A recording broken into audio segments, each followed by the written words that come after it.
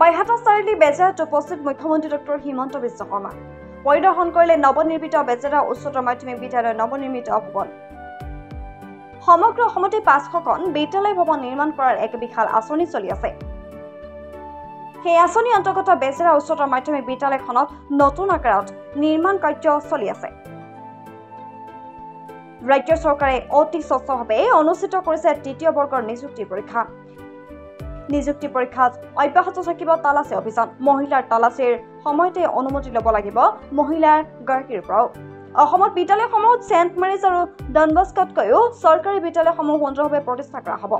আগন্তুক দিনত ৰাজ্যৰ বিভিন্ন প্ৰান্তৰ পৰা আন বহু বিদ্যালয়ে বেজেৰা উচ্চতৰ মাধ্যমিক বিদ্যালয় লেখীয়াকৈ নিৰ্মাণ কৰা হ'ব বুলিও উল্লেখ কৰে মুখ্যমন্ত্ৰীগৰাকীয়ে।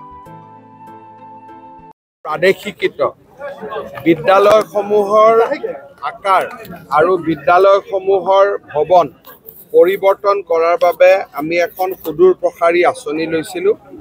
বৰ্তমান সমগ্ৰ অসমতে 500খন বিদ্যালয় ভৱন নতুনকৈ নিৰ্মাণ কৰাৰ এটা বিশাল আঁচনি চলি আছে।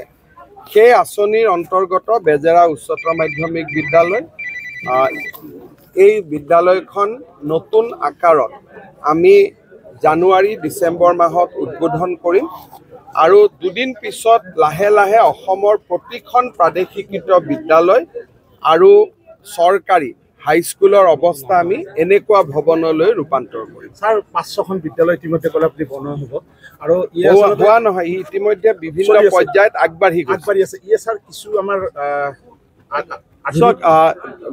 আমাৰ ডন বস্কো ছেণ্ট মেৰিজতকৈ অসমীয়া স্কুলবিলাক দেখিব ভাল হ'ব। যিটো গতিত আমি কাম কৰি আছোঁ, আজি ডন বস্কো ছেণ্ট মেৰিজ দেখিলে যেনেকুৱা এটা লাগে যে ইয়াতে এটা পঢ়াৰ পৰিৱেশ আছে, কিন্তু বিনিয়োগৰ অভাৱৰ বাবে আমাৰ স্কুলবিলাকৰ পৰিৱেশবিলাক বেয়া হৈ গৈছিল। কোনোবা MP ফাণ্ডৰ পৰা 1 লাখ, MP ফাণ্ডৰ পৰা 5 লাখ এনেকৈ লৈ স্কুলবোৰ বেলেগ বেলেগ ধৰণে বনোৱা হৈছিল। এতিয়া আমি প্ৰতিখন স্কুলতে 8ৰ পৰা 10 কোটি টকা দি ভৱনবিলাক নতুনকৈ বনাইছোঁ। হাইস্কুল পৰ্যায়ত এই কামটো আমি কৰি আছোঁ।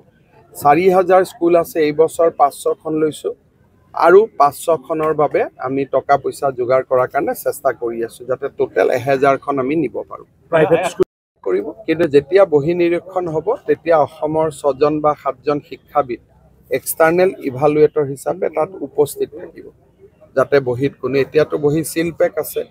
চিলৰ প্ৰথমবাৰৰ বাবে হ'ব নেকি ছাৰ?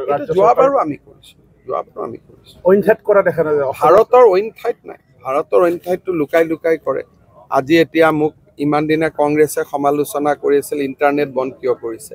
আজি ঝাৰখণ্ডত কংগ্ৰেছ চৰকাৰে পৰীক্ষা পাতিছে, আজি তেওঁলোকে অসমৰ পৰা শিকি ইণ্টাৰনেটটো বন্ধ কৰি দিছে। যোৱাকালিলৈকে যি কংগ্ৰেছ দলে সমালোচনা কৰি আছিল ইণ্টাৰনেট কিয় বন্ধ কৰিছে, আজি ঝাৰখণ্ডত কংগ্ৰেছ চৰকাৰে অসমৰ পৰা শিকি পৰীক্ষা হৈ থকা সময়ছোৱাত ইণ্টাৰনেট বন্ধ কৰিছে। তাৰমানে অসমে আজি দেশক ৰাস্তা দেখুৱাই আছে।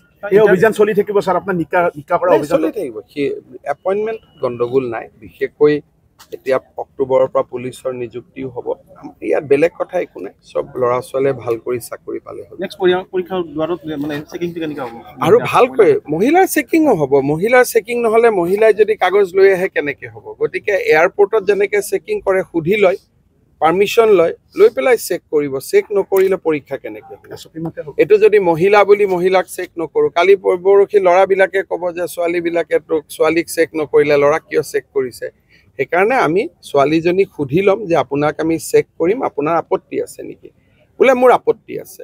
আপত্তি যদি আছে তেতিয়াহ'লে তেওঁক আমি বেলেগ ৰুমত বহি পৰীক্ষা দিব দিম আৰু তাত আমি ইনভিজিলেটৰ বেছি ল'ম।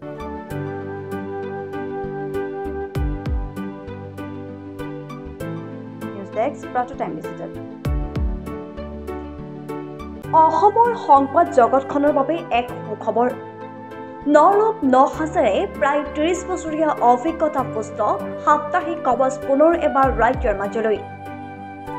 স্বত্বাধিকাৰী প্ৰণীতা কলিতাৰ দ্বাৰা প্ৰকাশিত আৰু অমৰজ্যোতি প্ৰিণ্টাৰ্ছ, গুৱাহাটী কমাৰ্চ কলেজৰ বিপৰীত ফালে মুদ্ৰিত। আমাৰ ঠিকনা মুখ্য কাৰ্যালয় অসম ফৰেষ্ট স্কুল, হৰিমন্দিৰ পথ, গুৱাহাটী আৰু অস্থায়ী কাৰ্যালয় কলিতা মাৰ্কেট, বিজয়নগৰ, কামৰূপ, অসম। মোবাইল নং 9435114666 আৰু 7002472813 মেইল ID prabhatiahom@gmail.com